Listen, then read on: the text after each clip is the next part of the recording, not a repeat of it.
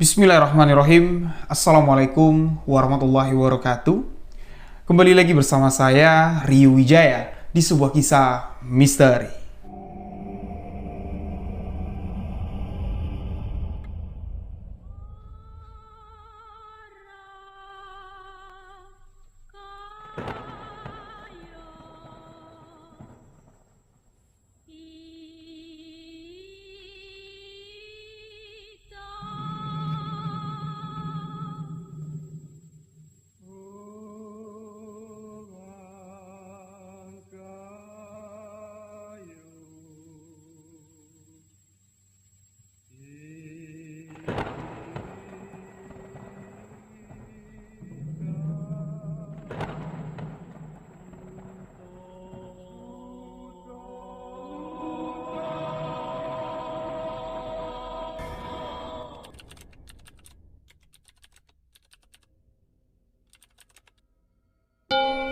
Terima kasih untuk sahabat yang telah mengklik video ini.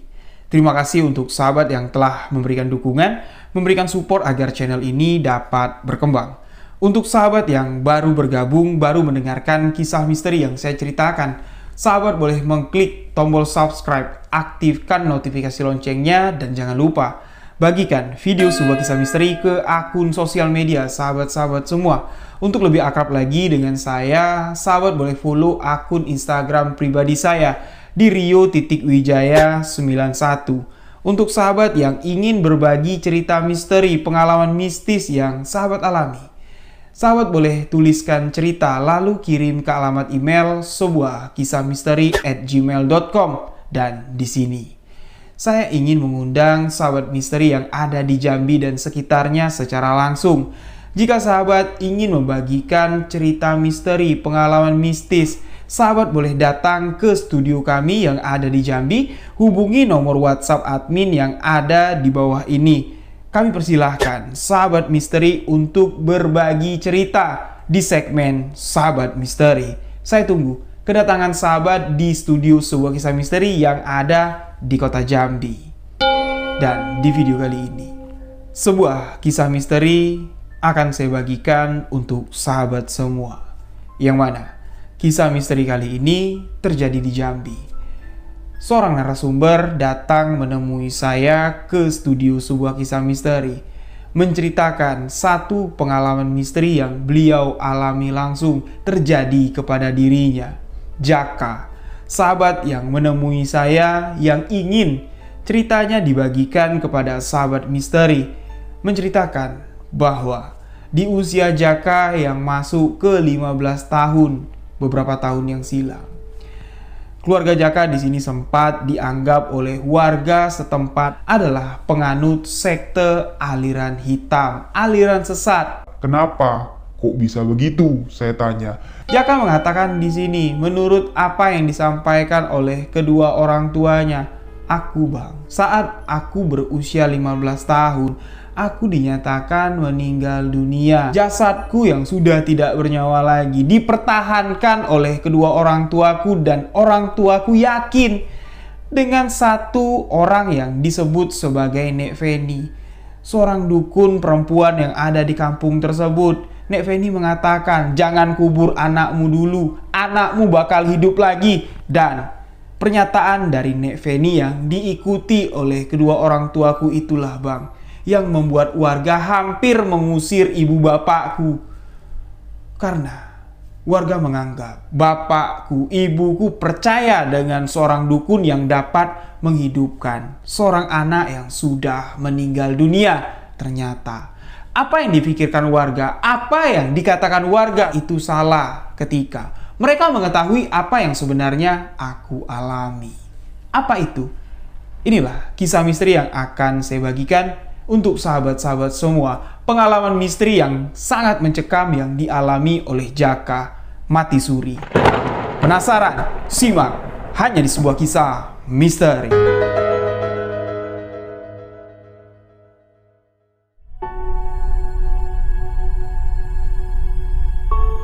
Di salah satu daerah yang ada di Provinsi Jambi, Jaka hidup bersama kedua orang tuanya.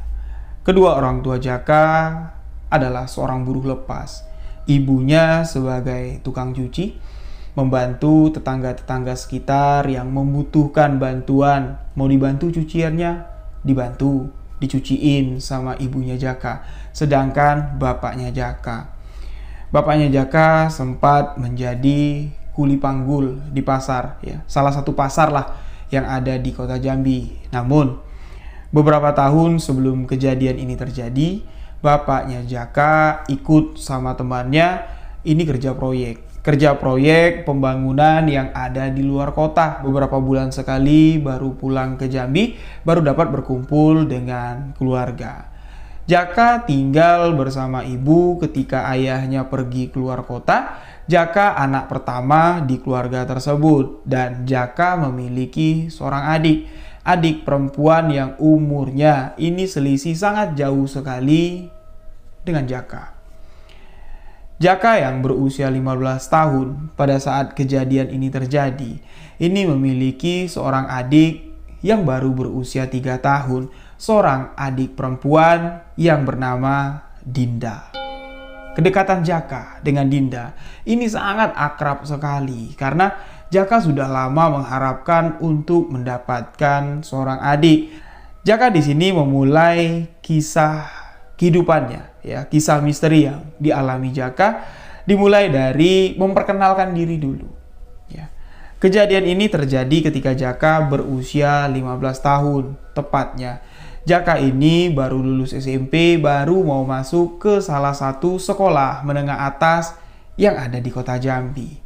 Di usia 15 tahun, Jaka di sini tidak memiliki pergaulan yang luas. Kenapa? Karena walaupun Jaka ini berasal dari keluarga yang kurang mampu lah kita katakan di sini, tapi ibunya Jaka di sini sangat memperhatikan kesehatan anaknya. Jaka, seorang anak laki-laki yang gagah, tumbuh dewasa, ini tidak memiliki kekuatan fisik seperti anak-anak yang lain. Jaka ini punya penyakit yang cukup aneh, sampai saat ini pun Jaka tidak mengerti penyakit apa yang diderita Jaka sewaktu masih kecil dulu. Dibilang ayan epilepsi, bukan. Tapi hampir mirip lah, hampir menyerupai. Jadi Jaka ini dari kecil ini tidak bisa terlalu capek, itu yang pertama. Yang kedua yang fatal sekali, Jaka ini tidak boleh kena hujan. Hujan-hujanan sedikit aja pasti Jaka ini demam tinggi. Ketika Jaka demam tinggi, Jaka ini pasti akan pingsan, hilang kesadaran, dan bola matanya ini kebalik. Hitamnya itu hilang, tinggal putihnya saja. Jaka ini bisa tidak sadar sampai 2-3 hari. Nah, dibawa ke rumah sakit lah, baru Jaka ini bisa siuman. Pada saat itu, sudah dijelaskan di awal tadi, kedua orang tua Jaka ini bukan orang kaya. Ibu bapaknya buruh lepas. Biaya berobat ke rumah sakit ini tidak murah, sahabat-sahabat. Jadi ibunya Jaka, ya, karena bapaknya ini jarang pulang ke rumah karena jadi kuli bangunan, ini sangat memprotek sekali pergaulan Jaka. Teman-teman seumuran Jaka nggak mau bergaul dekat main dengan Jaka, ini takut diomelin dan disalahin sama ibunya Jaka. Berawal dari satu kejadian, Jaka yang duduk di kelas 2 SMP bermainlah bersama teman-temannya. Pada saat itu ibunya Jaka ini agak sedikit lengah, sudah dipesankan sama si Jaka kecil, "Hari mendung nak, ibu mau nyuci. Kamu jangan keluar, di sini saja jaga adik kamu. Nanti kamu kena hujan, bahaya nanti." Tapi Jaka sama sekali tidak mendengar apa yang diucapkan ibu. Jaka nyelonong keluar saat hari rintik hujan. Jaka asik bermain bola bersama temannya. Ketika disadari sang ibu, Jaka tidak di rumah, disusul ke lapangan bola dekat rumahnya Jaka. Jaka tengah asik bermain bola dan ketika melihat ibu Jaka datang, seketika Jaka di sini jatuh pingsan. Seluruh anak-anak yang ada di lapangan bola yang bermain bersama Jaka ini semua disalahkan sama ibunya Jaka. "Gara-gara kalian lah ngajak anakku main bola hujan-hujanan. Sekarang anakku pingsan. Apa yang dapat kalian lakukan ketika melihat anakku pingsan? Nggak ada. Kalian lari balik ke rumah masing-masing. Aku sekarang yang harus membawa anakku ke rumah sakit." Panjanglah celoteh ibunya Jaka sampai di mana teman-teman seumuran Jaka enggan untuk bermain dengan Jaka. Itulah alasan pergaulan Jaka pada saat itu ini sangat sempit sekali. Tidak ada anak yang sebaya mau bermain dengan Jaka. Tapi Jaka ini sama seperti anak-anak pada umumnya. Ya, kita manusia terlahir sebagai makhluk sosial. Nggak mungkin ini hidup cuma di dalam rumah tanpa bersosialisasi. Jaka pun di sini mencari teman yang sekiranya bisa dikontrol lah sama si Jaka. Jaka di sini main dengan anak-anak di bawah umurnya. Ya, Jaka lebih memilih main bersama bocil-bocil. Nggak apa-apa lah dibilang ketua geng bocil-bocil, yang penting ada teman main. Itu yang disampaikan oleh Jaka. Tapi setelah Jaka ini berusia 13 tahun, Jaka lebih memilih untuk sedikit menutup pergaulannya. Bukan Jaka malu bermain atau berteman dengan bocil-bocil, tapi di sini Jaka mengatakan bahwa aku punya teman yang spesial. Teman yang tidak dimiliki oleh teman-temanku yang lain. Di usia Jaka masuk 13 ke 14 tahun. Jaka di sini mengalami demam tinggi yang cukup parah sampai-sampai. Jaka yang biasanya kalau stepnya kumat, demam tingginya kumat, ini kalau cepat dilarikan ke rumah sakit, ini tidak sampai nginap 2-3 hari di rumah sakit, tidak sampai di opname lama. Ini palingan kalau udah diinfus, dibantu dengan oksigen pernapasannya, Jaka siuman, demamnya pun akan turun. Tapi saat Jaka menginjak usia 13 masuk 14 tahun, beliau di sini mengalami demam tinggi yang cukup parah sampai di opname hampir masuk 1 minggu. Sampai-sampai Bapak Jaka yang bekerja di luar kota sampai-sampai pulang karena khawatir dengan kondisi kesehatan Jaka. Diceritakan Jaka ini pulang dari sekolah. Ya.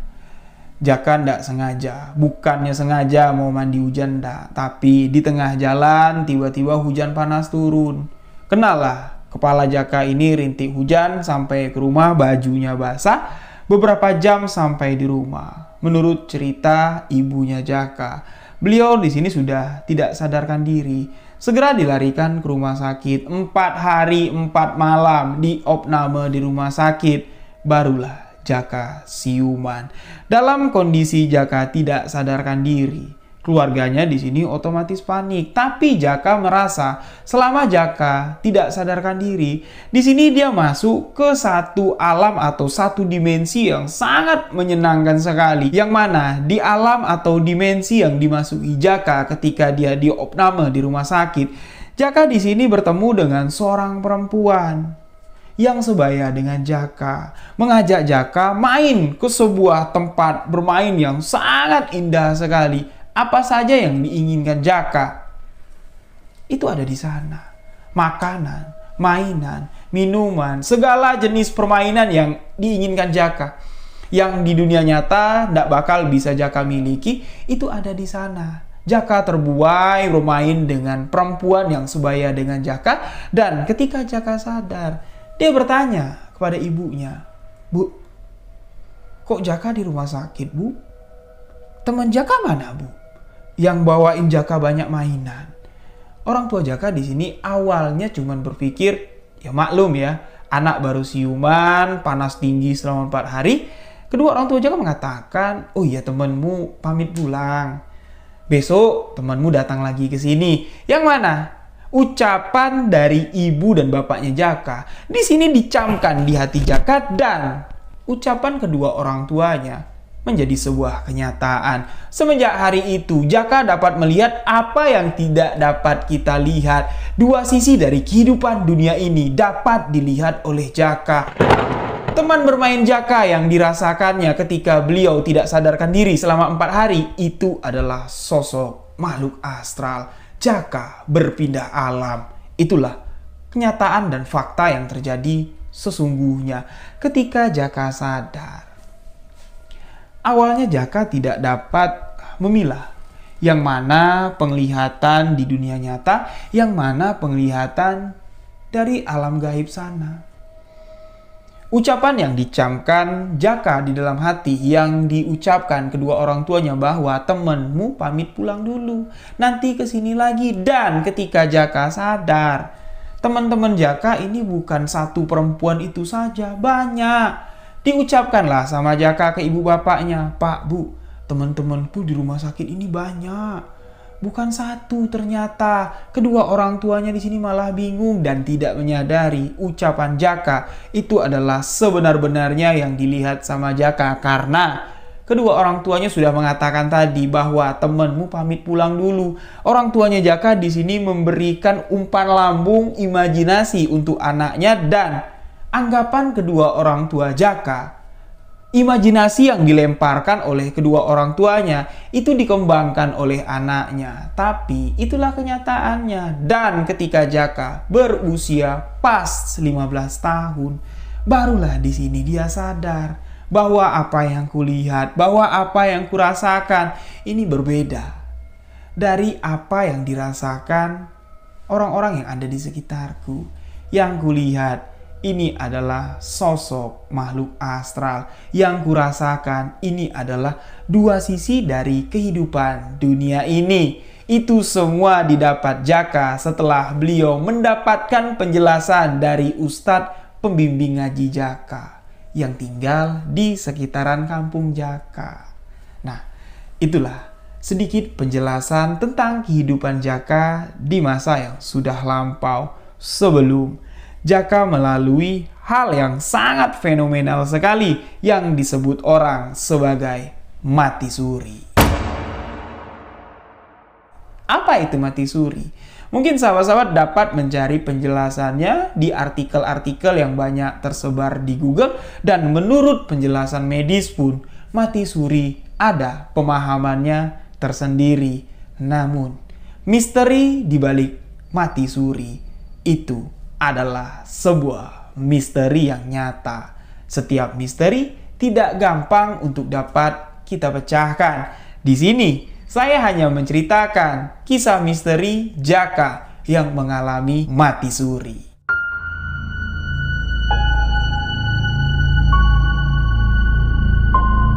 Di usia Jaka yang sudah menginjak 15 tahun lebih, yang mana di sini Jaka ini sadar kalau Jaka ini bukan anak-anak lagi. Aku udah masuk SMA nih, masa iya? Teman-temanku anak-anak SMP, bahkan ada juga anak-anak SD, yang mana teman-teman Jaka ini menganggap kalau Jaka ini sebagai pemimpin mereka, sebagai panutan mereka.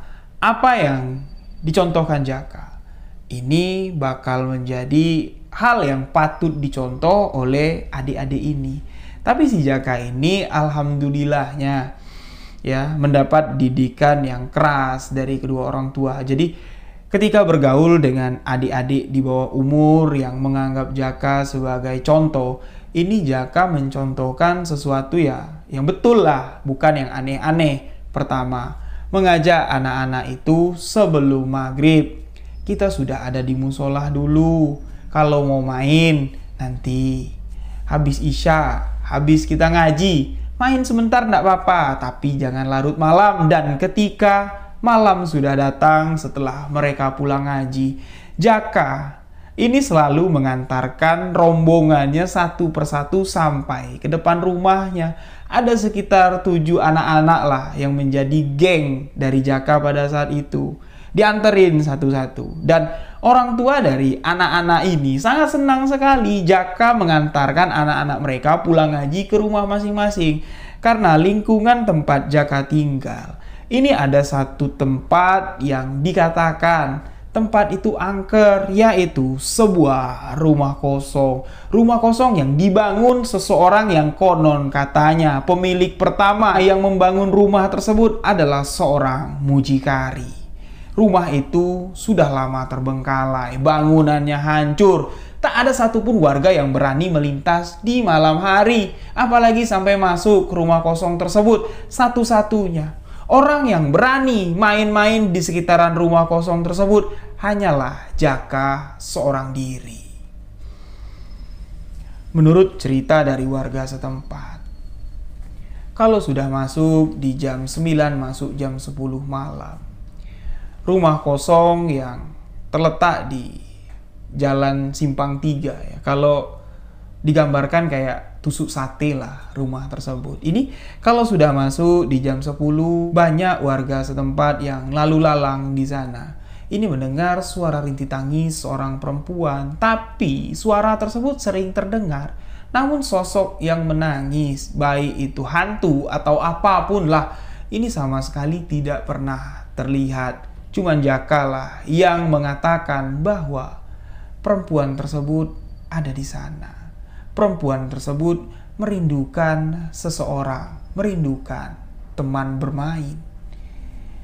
Apa yang diucapkan Jaka di sini membuat semua orang yang ada di tempat tinggalnya sama sekali tidak percaya. Karena kemampuan Jaka untuk berinteraksi dengan makhluk astral ini tidak banyak diketahui oleh orang-orang tersebut. Yang mengetahuinya hanya guru ngajinya si Jaka, kedua orang tua Jaka, dan seorang bapak tua pemilik warung yang ada di dekat rumah kosong yang bertetangga dengan si Jaka. Hanya mereka lah yang mengetahui kemampuan spesial dari Jaka. Di saat siang menjelang sore, sepulang sekolah, Jaka ini sering mengajak bocil-bocil yang 7 ini bermain di sekitaran rumah kosong. Bocil-bocil ini sudah dipesanin sama orang-orang tuanya. Nanti kalau Bang Jaka ngajak kalian main di dekat rumah kosong, kalian jangan mau, ajak Bang Jaka main di tempat lain saja. Tapi ketika bocil ini memperingati si Jaka, bocil-bocil ini malah diketawain sama Jaka. Kenapa? Kenapa kalian takut? Masih siang kayak gini, nggak ada apa-apa di sini kalau siang, kecuali kalau malam. Kalau malam iya, di sini ada teman abang, perempuan, sebaya dengan abang. Kalau abang main malam-malam di sini, banyak abang dikasih makanan, buah-buahan, coklat. Kalian mau nggak coklat? Mau nggak buah jeruk, buah apel? Kalau mau, nanti malam ikut abang main di sini sepulang ngaji. Nah, bocil-bocil itu yang percaya dengan apa yang diucapkan Jaka. Mereka tidak mau, mereka ketakutan. Dan ketika Jaka mengatakan, mau ndak kalian abang kenalin sama teman abang si A. Jaka ingin menyebutkan teman gaibnya, perempuan yang menempati rumah kosong tersebut. Yang Jaka ini sebenarnya tahu siapa nama sosok perempuan makhluk halus tersebut. Jaka ini tahu namanya siapa. Tapi ketika Jaka ingin mengucapkan misalnya namanya Siti, ini seakan-akan mulutnya ini stop sendiri, tidak bisa mengucapkan Siti. Jadi Jaka bingung, loh kok aku tidak bisa nyebutin nama Siti, padahal di dalam hati bisa disebutin. Ya udahlah, temanku mau ndak? Ada yang mau ndak? Nanti malam nemenin aku ketemu sama teman perempuanku, pasti kalian dapat coklat, pasti dapat buah-buahan. Nah, bocil-bocil ini malah berlari ketakutan. Nggak ada yang mau nemenin Jaka. Dan Jaka pun di sini nggak ada yang mau maksa bocil-bocil tersebut untuk menemani Jaka ketika malam hari masuk ke rumah kosong tersebut. Yang mana hampir setiap malam setelah Jaka ini pulang ngaji sekitar jam 8 ya, masuk di jam setengah 9 malam, itu paling larut lah ya di tempat ngaji Jaka ini bubaran. Jadi setelah Jaka nganterin bocil ini satu-satu, Jaka pasti masuk ke rumah kosong tersebut walau sebentar. Alasan Jaka cuma sekedar untuk menemui teman perempuannya itu. Kalau Jaka ndak masuk ke sana, kalau Jaka ndak menemani sosok perempuan yang menempati rumah kosong tersebut, pasti di malam itu suara tangis, suara rintih tangis akan terdengar. Tapi kalau Jaka masuk, walau cuma sebentar, suara rintih tangis tersebut tidak akan terdengar. Seakan-akan sosok gaib yang menempati rumah kosong tersebut puaslah hatinya karena sudah ditemani sebentar oleh Jaka.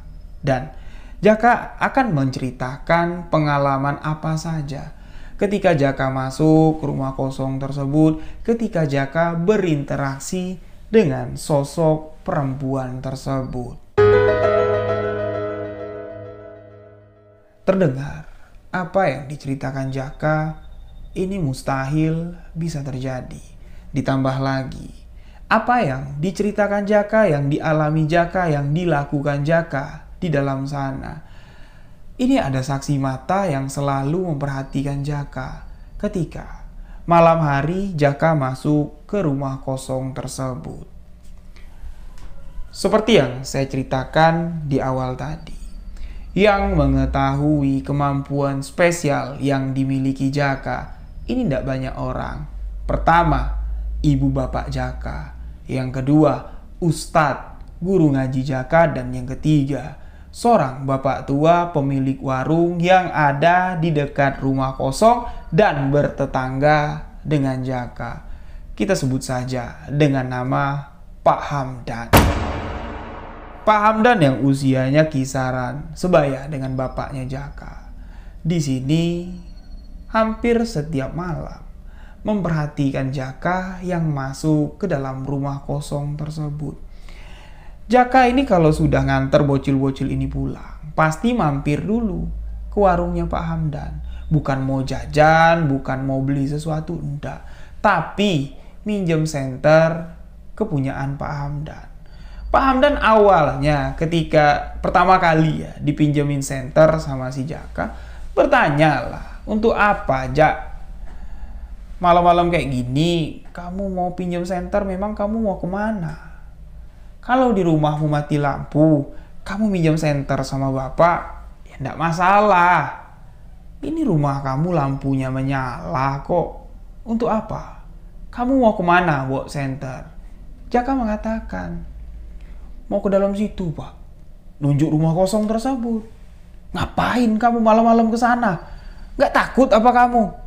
Apa yang ditakutin Pak? Di dalam sana aku ditunggu sama temanku, cewek. Masa Bapak nggak pernah ngelihat? Padahal kan warung Bapak kan deket, berhadapan dengan rumah kosong itu. Tuh, Bapak lihat tuh. Di samping jendela, temanku sudah menunggu. Pinjemlah senter Pak. Aku takut ada beling di sana. Hanya aku pinjam senter. Pinjamlah sebentar. Pak Hamdan yang mengira ucapan Jaka ini cuma sekedar guyonan, dikasihlah senter. Nih, aku mau lihat sebesar apa nyali kamu masuk ke dalam sana. Aku saja yang sebaya bapakmu dikasih orang duit aja, mau aku masuk ke dalam, kata Pak Hamdan. Dikasih senter, Jaka menyalakan senter dan berjalan santai mendekati rumah kosong tersebut. Masuklah Jaka ke rumah kosong tersebut, yang mana kondisi rumah kosong itu sangat mencekam.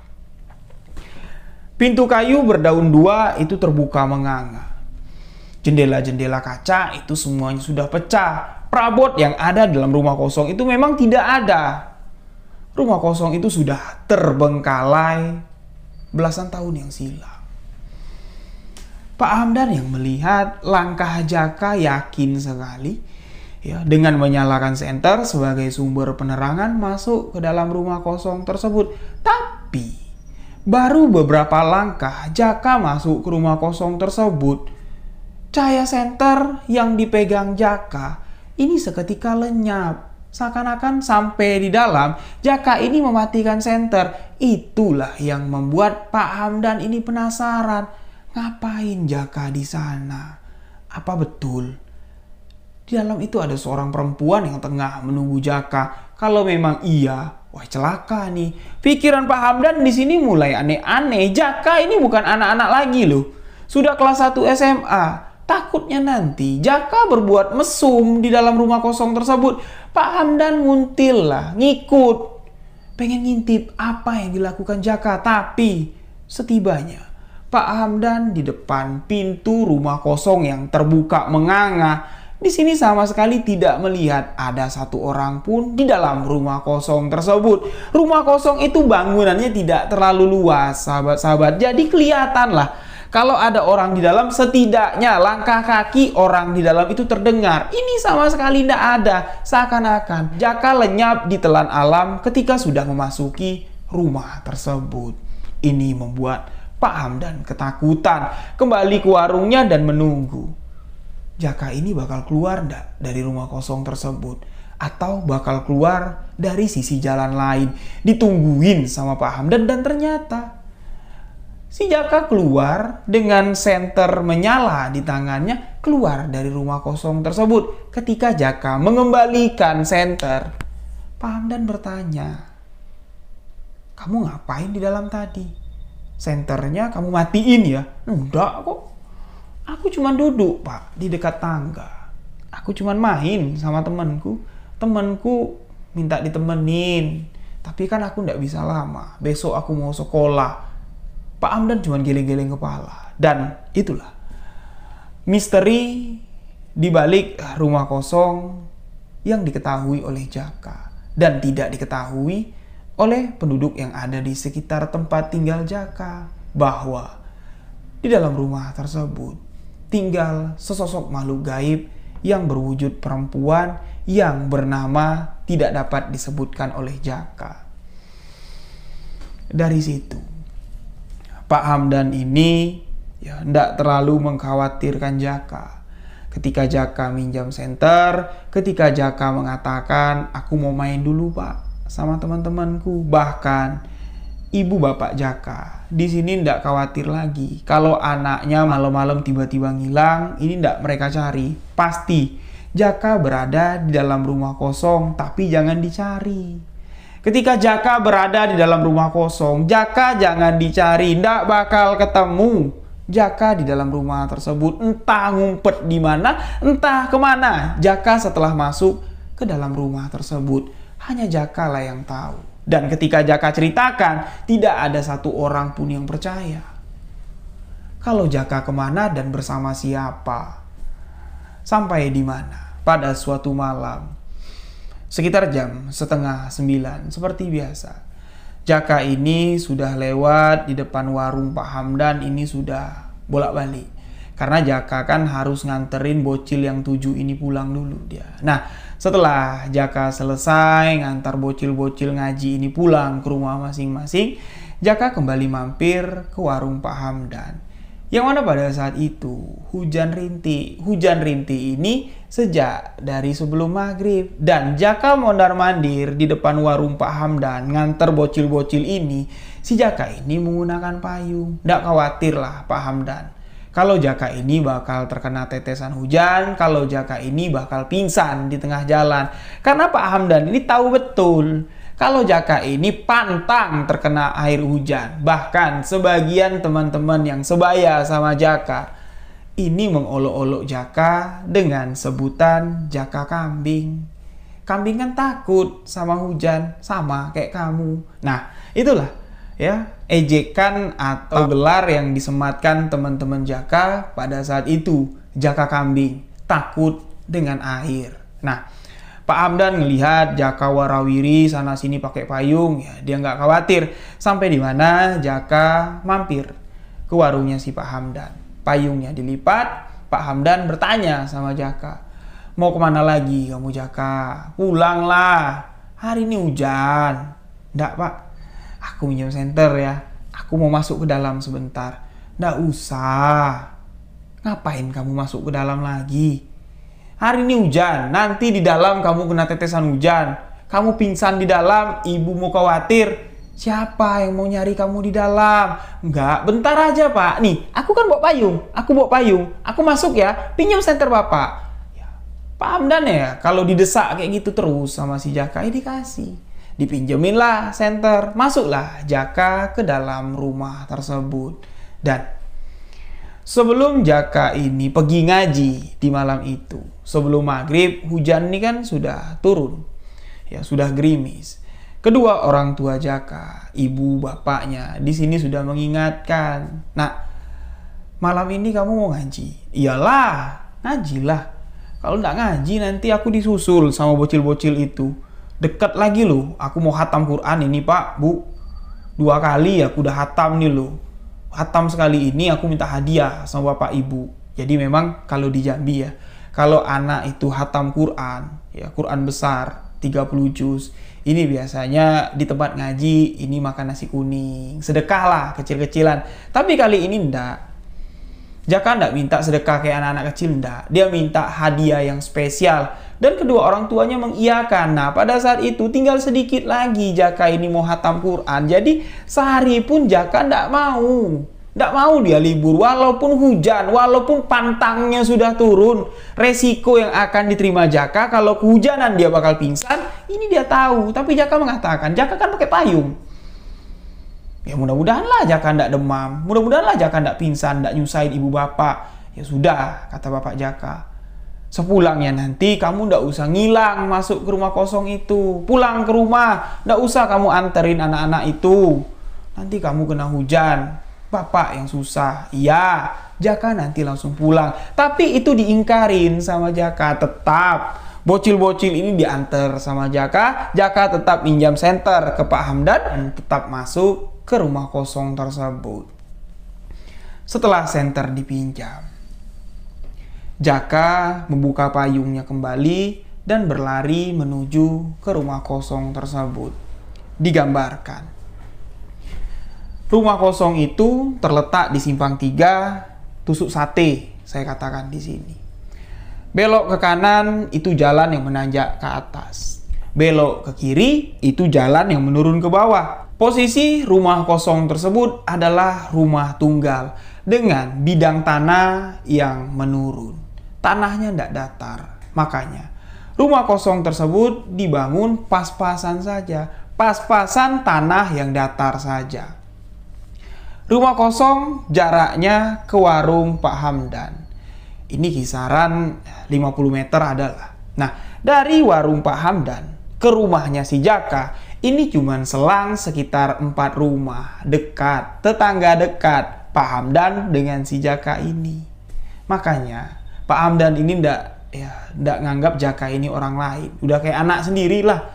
Ya, karena Pak Hamdan pun anaknya udah dewasa semua, itu pun sudah kuliah di luar kota. Tinggal Pak Hamdan bersama istrinya saja di rumah. Nah, si Jaka inilah yang dianggap anak Pak Hamdan. Jadi kalau minjam senter nggak dikasih, Jaka ngambek, Pak Hamdan nggak tega. Makanya setiap malam senter itu memang dicas, disediain buat Jaka masuk ke rumah kosong tersebut. Dan Pak Hamdan menganggap Jaka ini anak yang alim, Jaka ini anak yang baik dan memiliki keistimewaan. Masuklah pada malam itu si Jaka ini ke rumah kosong tersebut. Ini menurut versinya Jaka, ya. Rumah kosong itu pagarnya terbuat dari besi. Itu yang dilihat sama Jaka. Kalau Jaka melihat dengan penglihatan manusiawi. Tapi ketika Jaka melihat dengan sisi dari kehidupan dua dunia, Jaka melihat pagar besi itu tidak ada. Itu plong, dari jalan itu plong langsung masuk ke sebuah pintu yang terbuat dari kepingan kayu berwarna hitam. Bukan pintu kayu yang terbuka dua seperti ini, enggak. Tapi kepingan-kepingan kayu. Ya, seperti kayak kalau pajangan tuh yang bunyi tlung tlung tlung tlung gitu. Nah, kayak yang dari bambu yang dianyam kalau ditiup angin itu berbunyi. Nah, kalau penglihatan Jaka dari dua sisi dunia ini, ya pintunya seperti itu. Ketika Jaka lewat, itu seperti bel berbunyi plung plung gitu. Ya, kepingan-kepingan kayu itu saling berhantaman dan mengeluarkan suara benturan, tapi suara benturan itu berdengung, seakan-akan bel lah. Dan ketika suara itu berdengung, seketika bagian dalam dari rumah tersebut ini berubah. Tidak seperti bangunan asli yang kita lihat dengan mata zohir. Bangunan itu kecil, bidangnya kecil. Masuk dari ruang depan. Ini cuma ada ruang tamu, di samping ruang tamu itu ada satu kamar kecil ya.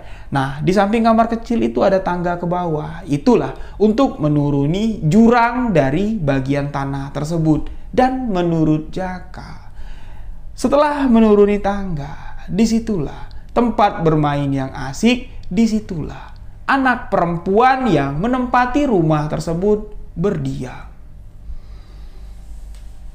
Dan menurut Pak Hamdan yang sering ngintip, Jaka ini kalau sudah turun ke bawah, senternya itu kayak dimatiin dan Jaka menghilang di gelap bagian bawah rumah tersebut. Dan disitulah Jaka masuk ke sisi lain dari kehidupan dunia ini.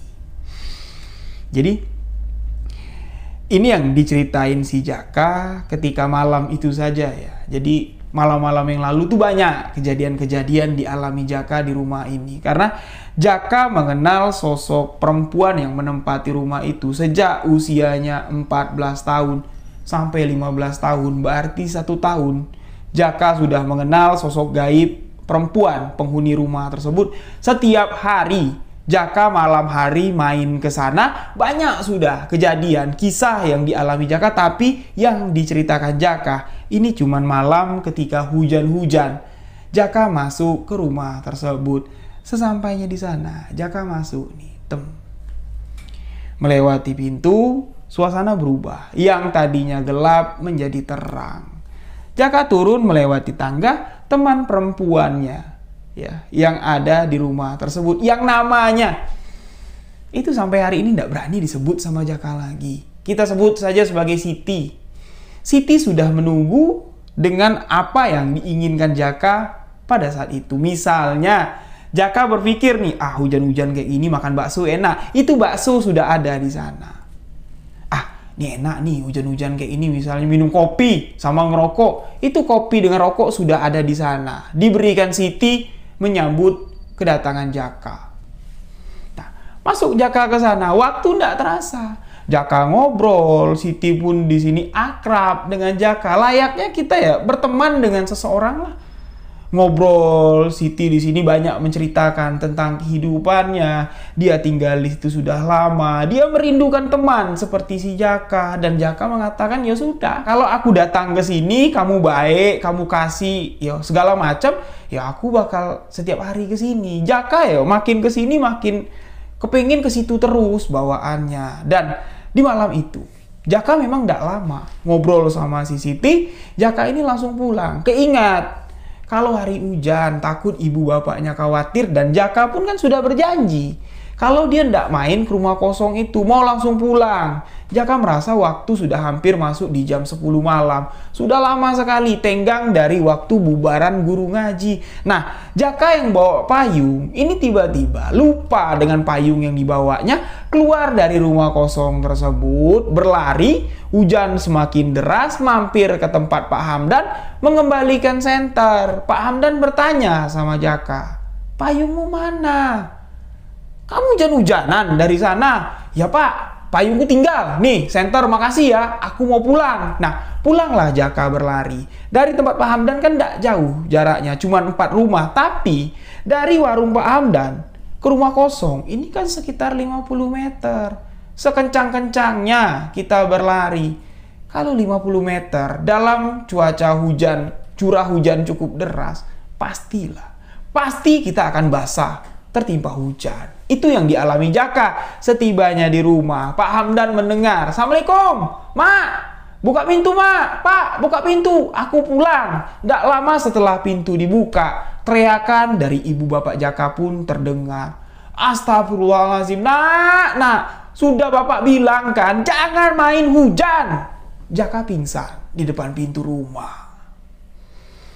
Di malam itu, tetangga kiri kanan di sini berboyong-boyong datang untuk melihat kondisi Jaka, termasuk Pak Hamdan.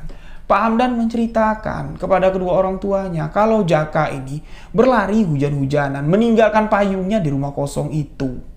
"Aku sudah melarang, aku sudah menegah, tapi Jaka sama sekali tidak mendengarkan." "Ya sudah Pak Hamdan, tolong Pak Hamdan, tolong kami, bawa Jaka ke rumah sakit." Pak Hamdan ini punya mobil.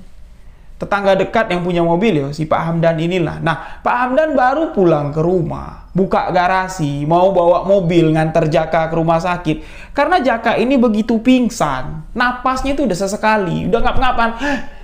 Matanya udah putih semua, panasnya udah tinggi sekali. Pak Hamdan pun khawatir. Pak Hamdan buka garasi, baru mau menyalakan mobil, ngelihat ban mobilnya aneh.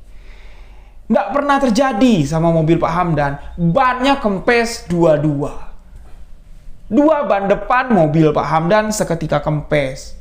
Ya, secara logika lah kalau kita berpikir. Kalau kempes satu masih masuk akal. Ini nggak tahu kenapa. Dua-duanya mobil Pak Hamdan dikempes. Nah, Pak Hamdan langsung berlari lah ke rumah bapaknya si Jaka, mengatakan, "Wih, maaf Pak Jaka, bukannya aku nggak mau ngeluarin mobil. Ceklah sendiri. Mobilku bannya kempes dua-dua. Nggak tahu aku kenapa. Kalau mau nunggu, aku ganti ban dulu ya. Tapi ban satunya mesti dibawa. Ditambah angin. Karena ban serepku cuma satu. Nah, bapaknya Jaka mengatakan, ya sudah nggak apa-apa Pak. Coba kita rawat di rumah sajalah dulu. Mudah-mudahan menjelang tengah malam kondisi Jaka bisa baik. Nah, dibawalah masuk ke dalam rumah. Dibawa masuk ke dalam kamarnya, tapi di sini kondisi Jaka tak kunjung membaik. Bahkan menurut cerita ibu dan bapak Jaka, kondisinya ini ya sebelum jam 12 malam ya. Ini semakin tinggi panasnya. Napas Jaka pun semakin terdengar sesekali. Tapi anehnya, Jaka tiba-tiba sadar. Jaka tiba-tiba bisa melihat ibu bapaknya dan bertanya, Jaka kumat lagi yo Pak. Jaka kumat lagi yo Bu. Dan seketika ketika Jaka sadar, panasnya turun. Dan itu membuat ibu dan bapak Jaka mengucapkan puji syukur. Yang tadinya warga setempat nih masih adalah beberapa orang ya yang menunggu perkembangan kondisi Jaka. Mendengar Jaka udah siuman, mereka pun pulang, termasuk si Pak Hamdan. Nah, di saat itu, ya melihat kondisi Jaka ini kan sudah baikan. Ibunya Jaka ngomel sama anaknya. Kamu jadi anak kok badung sekali Jaka. Mana payungmu? Kamu kan ibu titipin payung. Kenapa kamu pulang, payungmu ndak kamu bawa? Kenapa kamu malah hujan-hujanan malam-malam kayak gini? Ibu bapak juga kan yang khawatir. Jaka mengatakan, maaf Bu, payung Jaka tinggal di rumah kosong. Tadi Jaka sempat main sama teman Jaka di rumah kosong. Kamu kan sudah bapak bilang, nggak usah lagi kamu main ke sana malam-malam kayak gini nak. Kalau payung kamu tinggal di sana, besok kalau hujan, kamu mau pakai apa? Mesti kita beli payung lagi. Nah, disitulah di malam itu Jaka yang selama ini tidak dapat mengucapkan siapa nama teman perempuannya yang tinggal di rumah kosong tersebut, lancar menyebut nama perempuan hantu tersebut. Jaka mengatakan seperti ini.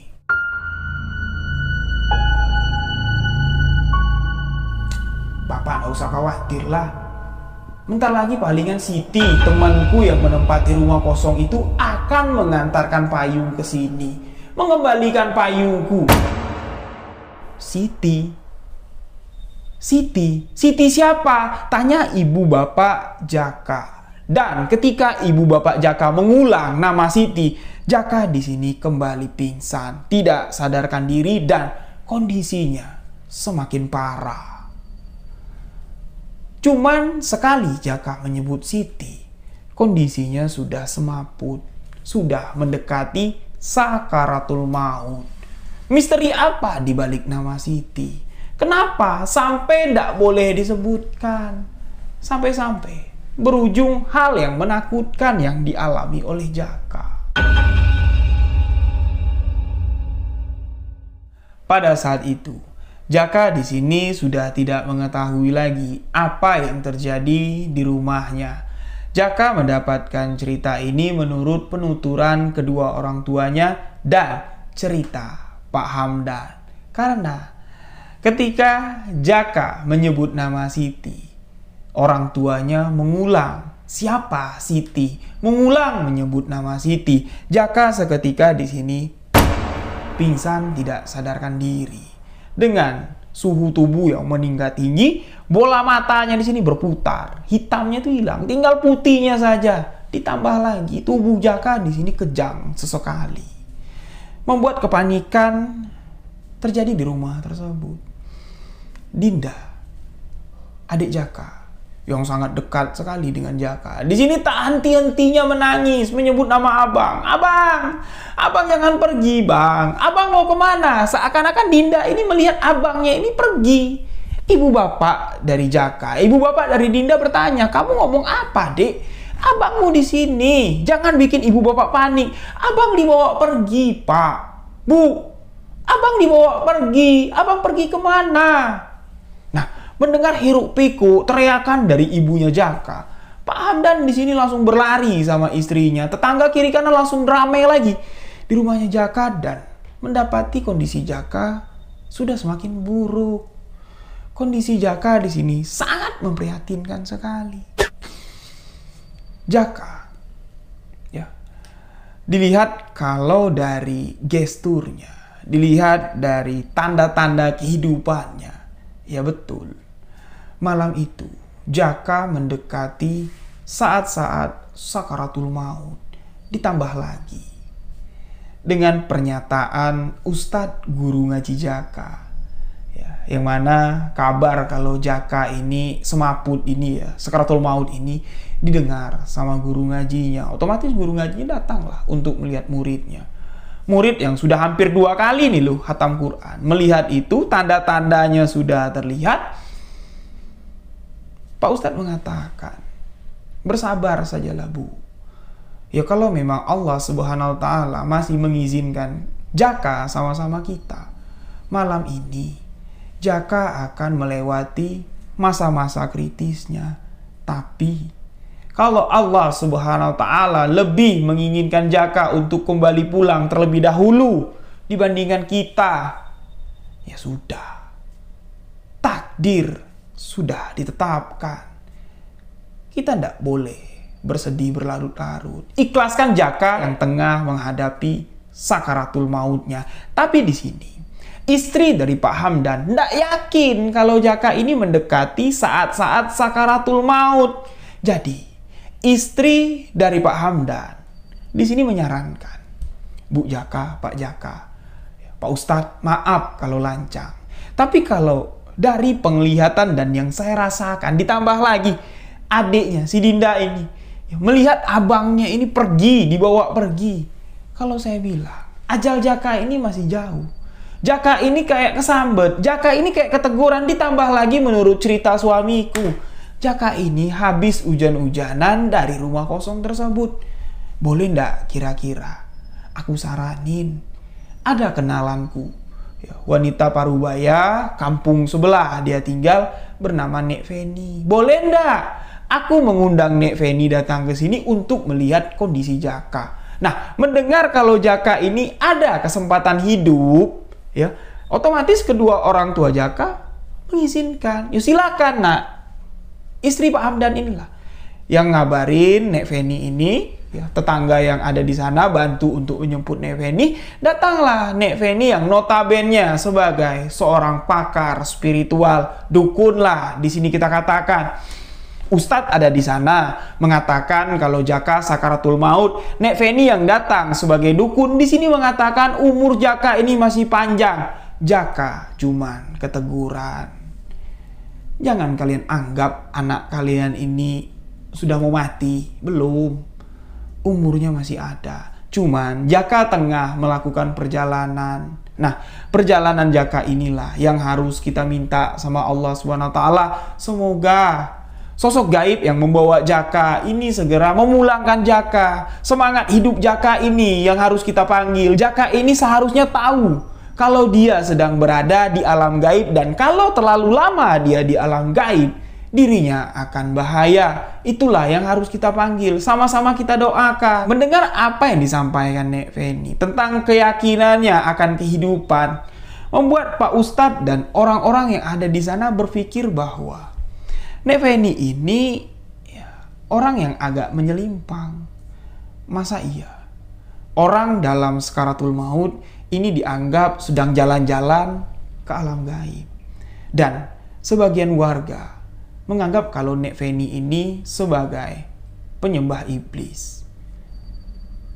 Ditambah lagi keyakinan dari kedua orang tua Jaka, percaya 100% dengan apa yang diucapkan oleh Nek Feni, bahwa Jaka belum mati, Jaka bisa dihidupkan.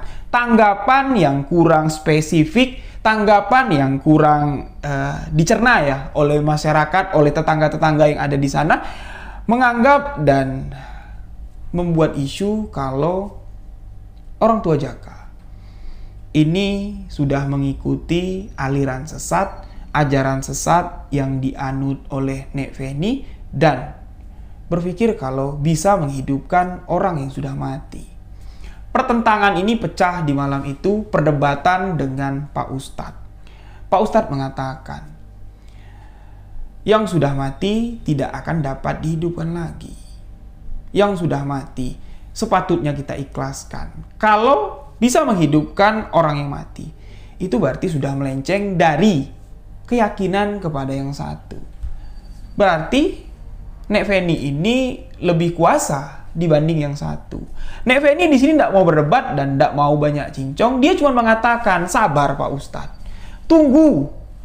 Tunggu anak ini memberikan isyarat, memberikan kode. Kalau memang nafasnya sudah tidak ada lagi, denyut nadinya sudah tidak ada lagi, boleh kita katakan Jaka mati. Tapi kalau sekarang denyut nadinya ada walaupun lemah, nafasnya ada walau sesekali, jangan dulu kita bilang mati. Nanti kalian menyesal. Anak ini akan terkubur hidup-hidup. Jaka belum mati, Jaka masih hidup. Dan aku minta tunggu 1-2 hari ini. Kalau memang Jaka sudah tidak merespon, nafasnya sudah tidak ada lagi, denyut nadinya sudah hilang, silakanlah kalian katakan Jaka mati. Tapi Pak Ustadz di sini mengatakan 1-2 hari itu terlalu lama. Kalau memang keyakinanmu betul dengan apa yang kamu pahami, dengan ilmu yang kamu pelajari, aku cuma menunggu sampai waktu zuhur tiba.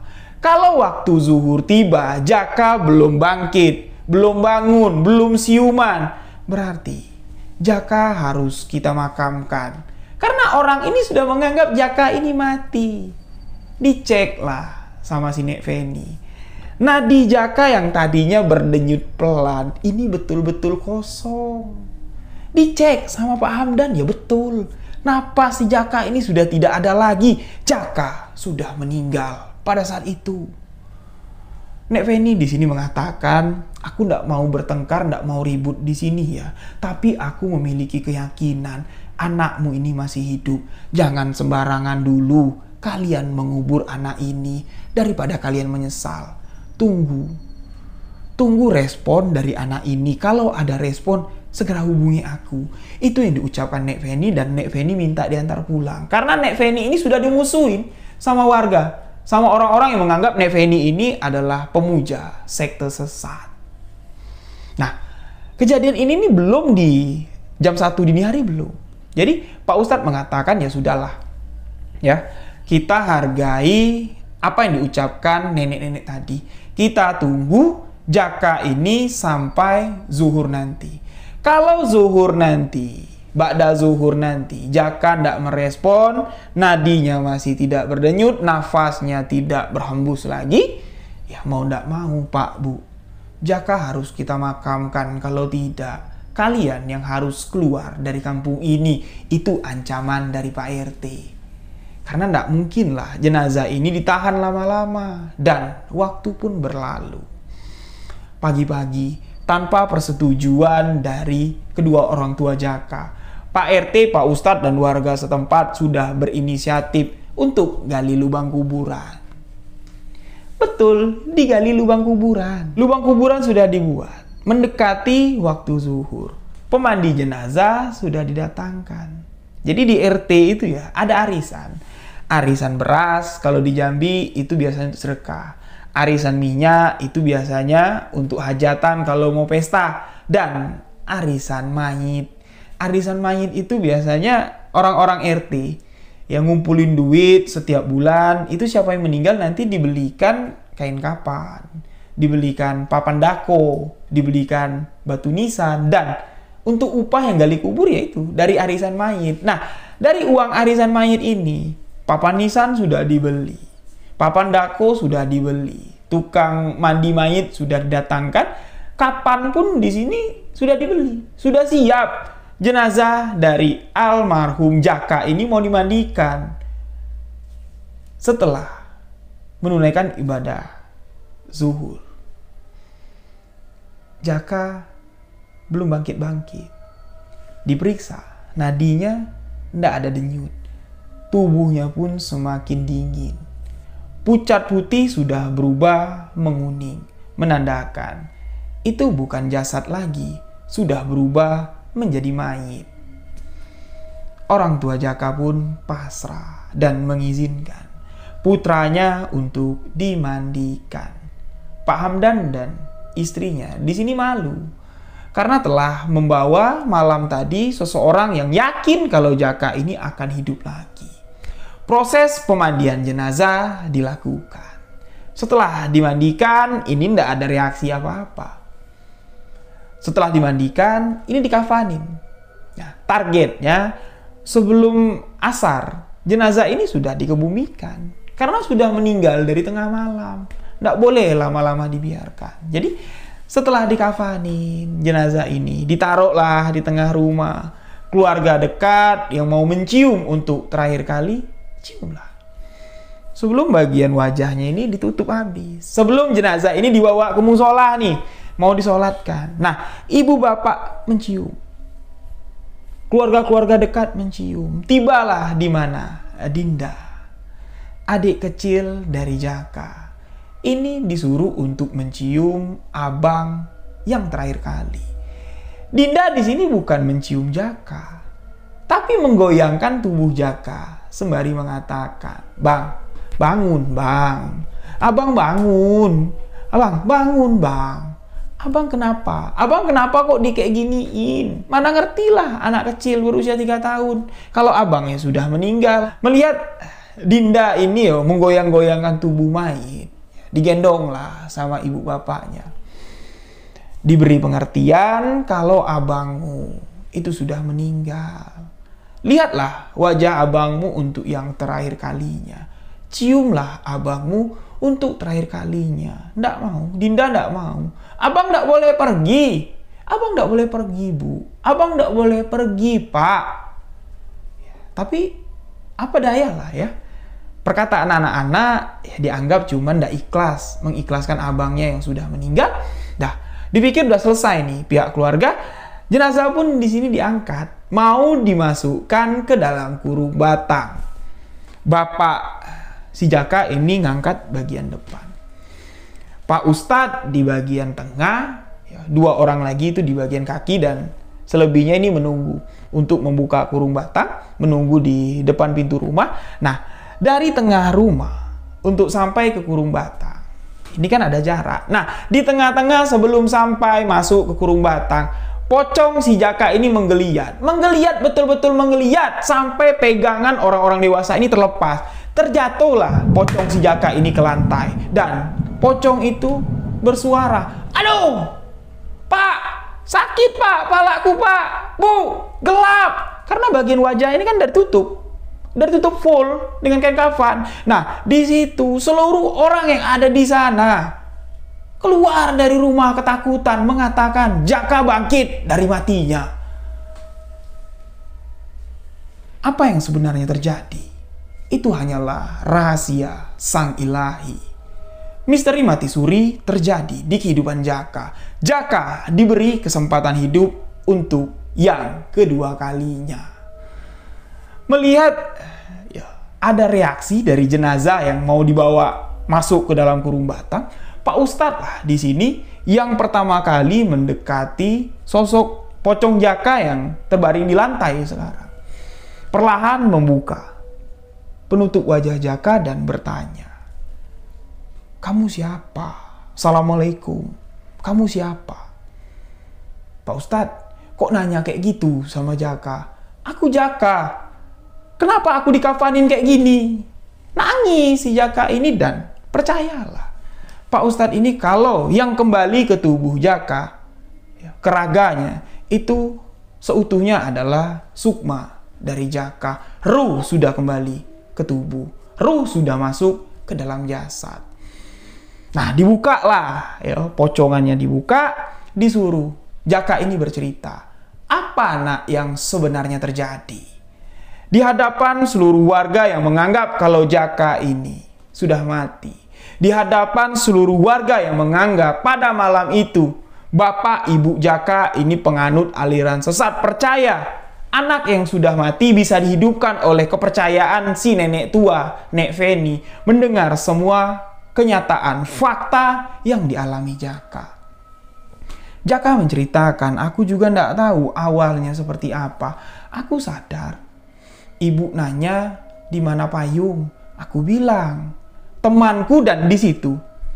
Jaka ini mau menyebutkan nama Siti, tapi bapaknya di sini, stop, nggak usah kau sebut itu lagi. Sebut saja temanmu. Ya, temanku. Temanku mau balikin payung. Nah, nggak lama aku ngomong seperti itu. Temanku itu datang ke samping tempat tidurku ngasih payung. Tapi temanku ini minta diantar pulang. Ya, aku antar pulang lah. Nah, dari situ perjalanan Jaka masuk ke dimensi lain dibawa oleh perempuan gaib tersebut. Jaka mengatakan, aku sudah izin loh sama ibu sama bapak. Sebentar ya pak, sebentar ya bu. Ini temanku minta antar pulang ke situ tuh, ke rumah kosong. Ibu bapak cuma diam menatap aku. Keluarlah aku dari rumah dan Dinda mau ikut. Tapi aku bilang, abang cuma sebentar. Nanti abang pulang lagi. Itulah alasan Dinda ini tadi.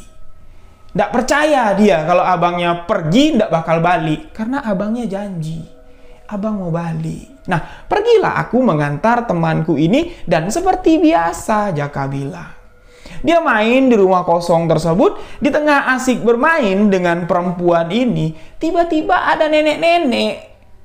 Nenek-nenek itu ngejongak kepala masuk ke tempat aku main dan berkata, Jaka, kamu jangan lama-lama di sini nak. Ibu bapakmu khawatir, ibu bapakmu menunggu kamu. Kamu pulang ya? Iya nek. Aku ndak lama kok. Nanti aku pulang. Sampaikan ke ibu bapakku. Jaka sebentar lagi pulang. Dan nenek-nenek itu seketika menghilang. Nenek yang mana? Tanya orang-orang di sana. Dan istri dari Pak Hamdan segera menyuruh orang yang ada di sana, tetangga yang ada di sana, untuk menjemput Nek Feni. Setibanya Nek Feni di sana, Jaka melihat raut wajah Nek Feni. Jaka spontan langsung mengatakan, nenek yang ini nih. Nenek yang ini yang mengingatkan aku untuk pulang. Nek Feni di sini mengucap puji syukur atas kebesaran Allah Subhanahu wa Ta'ala dengan mengumandangkan takbir sekuat-kuatnya, membuat orang-orang yang menuduh Nek Feni sesat ini tertunduk malu, termasuk Pak Ustadz. Tidak ada yang tidak mungkin di dunia ini. Keyakinanku akan kebesaran yang satu itu lebih kutunjukkan dari dalam hati, bukan cuman sekedar tampilanku. Itu dia nyindir si Pak Ustadz, bahwa keyakinan kita ini tidak dapat diukur cuma sekedar dari penampilan saja. Keyakinanku anak ini belum mati itu ada alasannya. Itu ada landasannya, bukan sembarang ngomong. Dan aku tidak mengatakan aku bisa menghidupkan yang mati. Tapi aku cuma mengatakan anak ini belum mati. Walaupun nafas sudah tidak berhembus lagi, walaupun nadi sudah tidak berdetak lagi. Namun ketika Allah mengatakan kun fayakun, terjadilah. Terjadi. Anak ini mati suri. Itulah yang dikatakan mati suri.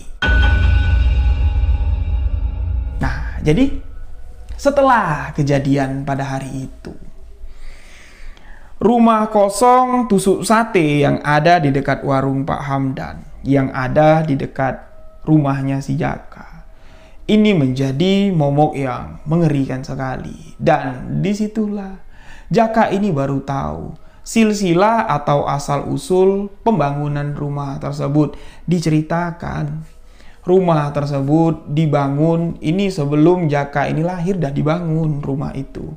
Konon katanya yang membangun rumah itu adalah seorang mucikari, seorang mami. Ya, kalau bahasa gaul sekarang. Jadi mami itu banyak menempatkan perempuan-perempuan cantik yang akan dijualnya di tempat hiburan malam di rumah tersebut. Tapi ini tidak berlangsung lama. Aksi mami tersebut tidak berlangsung lama karena warga setempat tidak ada yang setuju. Kampungnya dikotori dengan apa yang dilakukan oleh si Mami dengan bisnis kotornya itu, dan si Mami pun pindah meninggalkan rumah tersebut. Nah, rumah itu dijual, dibelilah oleh satu orang, ndak betah orang ini pindah, dijual lagi, dibeli sama satu orang, ndak betah, sampai akhirnya kosong terbengkalai seperti itu.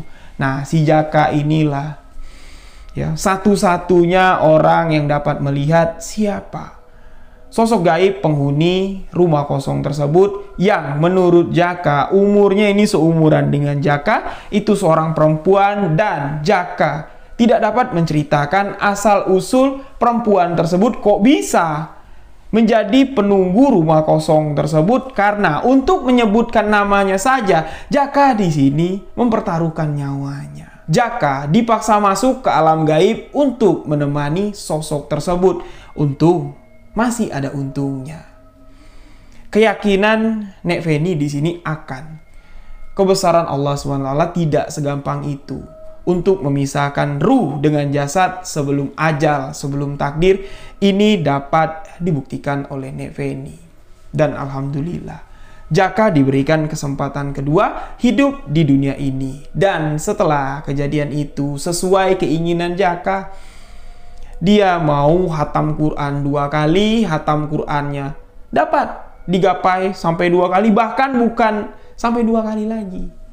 Jaka mengatakan, ya, dari kejadian itu, tepatnya naik kelas 2 SMA lah, Jaka ini tidak tinggal di rumah itu 100% lagi, tidak.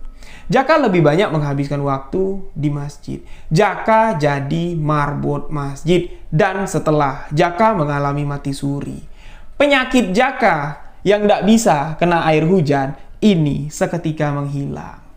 Sebuah karunia yang sangat besar sekali diberikan Allah ke kehidupan Jaka yang kedua ini. Nah, dari situlah Jaka ini mengabdikan dirinya di masjid dekat rumahnya, di masjid kampung itu, menjadi marbot sampai Jaka ini menikah.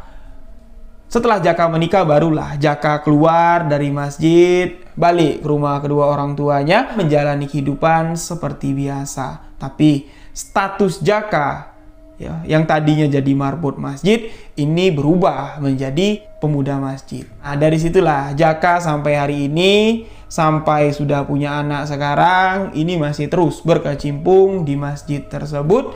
Dan tujuan Jaka membagikan cerita ini, semoga sahabat-sahabat semua yang sekarang masih enggan untuk menunaikan ibadah di masjid, jangan sungkan, jangan takut, karena banyak sekali keajaiban ketika kita menginjakkan kaki masuk ke dalam masjid.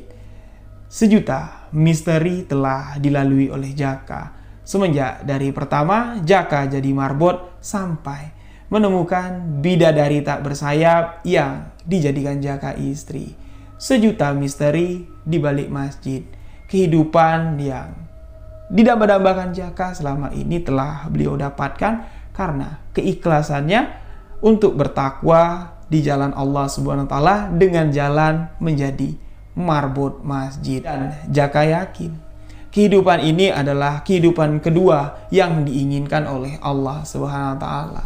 Dari mati suri yang telah dilalui Jaka, banyak sekali ya hal-hal yang tidak dapat dilakukan orang, ini dapat dilakukan oleh Jaka. Bukan kelebihan, tapi ini adalah anugerah. Setiap anugerah pastilah adalah karunia. Makanya dari itu Jaka berpesan, ayo sahabat-sahabat semua yang masih enggan masuk ke masjid, jangan takut. Masjid bukan tempat yang menakutkan. Sama-sama kita menghidupkan masjid di lingkungan kita.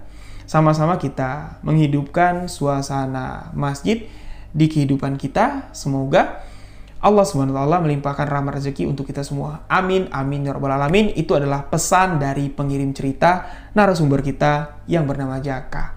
Dan inilah akhir kisah mati suri yang dialami oleh Jaka. Tidak banyak di sini saya menambahkan penutup ya, atau kesimpulan dari cerita ini, karena tidak ada yang harus saya tutup dari kisah ini. kisah ini akan selalu menjadi motivasi untuk kita. Kisah ini harus selalu hidup di hati kita. Ambil satu gambaran saja. Mungkin saja kalau Jaka ini keinginannya aku pengen beli motor nanti di kelas 2 SMA, aku pingin jalan-jalan ke Bali. Ya, di kelas 2 SMA nanti mungkin Jaka ini tidak bakal selamat dari tarikan makhluk gaib yang membawanya masuk ke dimensi lain untuk menemani makhluk gaib tersebut hidup di alam gaib. Tapi keinginan Jaka di sini cuma satu. Aku kepingin hatam Quran yang kedua nanti dapat hadiah spesial, dan hadiah spesialnya sudah didapat oleh Jaka. Apa itu? Tulis di komentar. Hadiah spesial apa yang diberikan oleh Allah Subhanahu wa Ta'ala kepada Jaka? Tulis di komentar. Saya ingin melihat kecermatan atau sahabat-sahabat yang teliti mendengarkan kisah ini pasti tahu jawabannya. Ya, sedikit kuis lah untuk sahabat-sahabat semua. Jadi tidak perlu banyak yang saya tambahkan karena kisah ini akan selalu hidup menjadi motivasi di kehidupan kita nanti. Amin amin ya rabbal alamin. Mohon maaf jika ada salah kata, salah ucap dalam penyampaian kisah ini. Saya Rio Wijaya beserta tim mengucapkan wabillahi taufik wal hidayah. Wassalamualaikum warahmatullahi wabarakatuh. Salam sebuah kisah misteri.